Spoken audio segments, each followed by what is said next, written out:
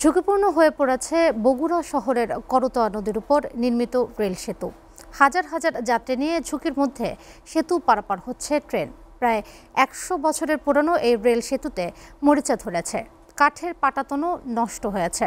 বছরের পর বছর গেলেও নতুন সেতু নির্মাণের উদ্যোগ নেই। বগুড়া থেকে আরিফ রহমানের প্রতিবেদন, ক্যামেরায় ছিলেন জাকারিয়া বিপ্লব। বগুড়া শহরের বুক চিরে বয়ে গেছে করতোয়া নদী।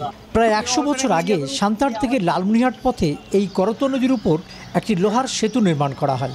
১৮০ ফিট দৈর্ঘ্য আর ৭ ফিট চওড়া এই সেতুর উপর দিয়ে এখনও চলাচল করছে রেল। সেতুটি মেরামত না করায় পাটাতনের কাঠ পচে গেছে, নাট বল্টুও হয়েছে নড়ে বড়ে।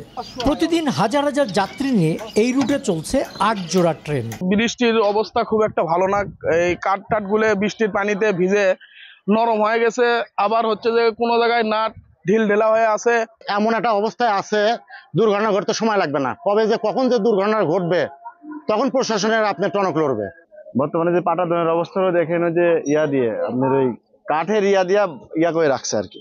বরাবরই আতঙ্কে থাকেন এই রুটের রেল যাত্রীরা, তাই দ্রুত সংস্কারের দাবি তাদের। আমার করে ভয় লাগে এই রেলটা অতি দ্রুত ঠিক করার জন্য। রেল ব্রিজটা পূর্ণ সংস্কার করে এবং এখান থেকে প্রতিদিন নিয়ত হাজার হাজার লোক পারাপার হচ্ছে, পারাপারের রাস্তাটা সংস্কার করার জন্য আমি সরকারের কাছে আকুল অনুরোধ জানাচ্ছি।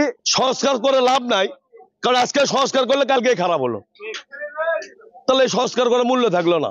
তবে সম্প্রতি সংস্কারের উদ্যোগ নেওয়া হচ্ছে বলে জানান এই প্রকৌশলী। ব্রিজের উপরে নির্মিত রেলওয়ে সেতু নম্বর 25 পরিদর্শন করছেন এবং তারা মেরামতের বিষয়ে আশ্বস্ত করেছেন যে যত দ্রুত সম্ভব এটা মেরামত করা হবে। বড় ধরনের দুর্ঘটনা এড়াতে সান্তার লালমনিরহাট রেলপথের 25 নম্বর এই সেতু দ্রুত সংস্কার করার দাবি স্থানীয়দের। Arif Rahman, SA TV, Bogura.